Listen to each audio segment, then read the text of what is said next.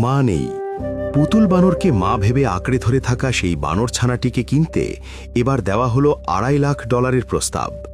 জাপানের ইচিকাওয়া সিটি চিড়িয়াখানার এক ছোট্ট বানর ছানা পাঞ্চের জীবনের হৃদয়স্পর্শী গল্প বিশ্বজুড়ে মানুষের মনে নাড়া দিচ্ছে।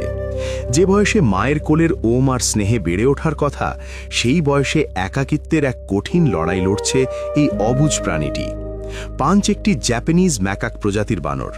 2025 সালের জুন মাসে যখন সে পৃথিবীর আলো দেখে, তার কিছু সময় পরেই পরিস্থিতির ফেরে সে তার মাকে হারায়। মায়ের সেই উষ্ণ আদর, পরিচিত ঘ্রাণ আর পরম নির্ভরতার আলিঙ্গন পাঞ্চের জীবনে আর ফিরে আসেনি।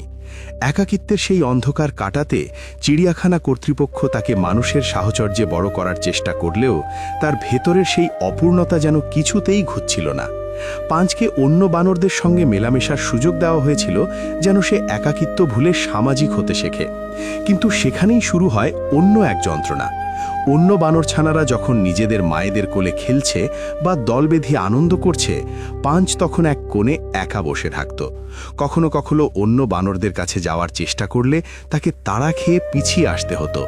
এই নিঃসঙ্গতা আর ভয়ে কুঁকড়ে যাওয়া পাঞ্চের জীবনের গল্প যখন চিড়িয়াখানার পরিচর্যাকারীরা বুঝতে পারলেন, তারা এক অভিনব সিদ্ধান্ত নিলেন। পাঞ্চের একাকিত্ব ঘোচাতে তারা তাকে একটি নরম তুলতুলে ওরাংওটাংয়ের পুতুল উপহার দেন। আর এই পুতুলটি যেন পাঞ্চের জীবনে জাদুর মতো কাজ শুরু করল। জন্মদাত্রী মাকে না পেলেও এই কৃত্রিম পুতুলটিকেই সে তার সবটুকু ভালোবাসা আর নির্ভরতার জায়গা হিসেবে বেছে নিল। এখন পাঞ্চ যেখানেই যায় তার সঙ্গে থাকে এই পুতুল মা। ঘুমের সময় সেটিকে শক্ত করে জাপটে ধরে ঘুমায়, খাওয়ার সময় পাশে বসিয়ে রাখে, আর যখনই কোনো ভয় পায় সঙ্গে সঙ্গে দৌড়ে গিয়ে এই পুতুলের বুকেই মুখ লুকায়। সামাজিক যোগাযোগ মাধ্যমে পাঞ্চের এই ভিডিও ছড়িয়ে পড়ার সাথে সাথেই তা মুহূর্তের মধ্যে ভাইরাল হয়ে যায়।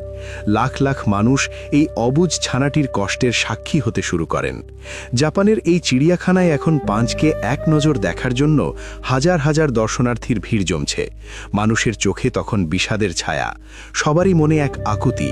পাঞ্চ যেন তার এই পুতুল মায়ের মধ্যেই শান্তি খুঁজে পায়। পাঞ্চের এই হাহাকার আর লড়াইয়ের গল্পটি নজরে আসে আলোচিত দুই ভাই অ্যান্ড্রু টেট এবং ট্রিস্টন টেটের। তারা পাঞ্চের এই একাকিত্বে এতটাই আবেগপ্রবণ হয়ে পড়েন যে তারা এই বানর ছানাটিকে নিজেদের কাছে নিয়ে যাওয়ার জন্য $2,50,000 বিশাল এক প্রস্তাব দেন। ট্রিস্টন টেট সামাজিক মাধ্যমে এক আবেগঘন বার্তায় জানান, মায়ের থেকে বিচ্ছিন্ন এই অসহায় ছানাটিকে তারা নিজেদের হেফাজতে নিয়ে একটি সুন্দর ও নিরাপদ পরিবেশ দিতে চান। তবে টেট ভাইদের এই আকাশছোঁয়া প্রস্তাব সত্ত্বেও ইচিকাওয়া সিটি চিড়িয়াখানা কর্তৃপক্ষ তাদের সিদ্ধান্ত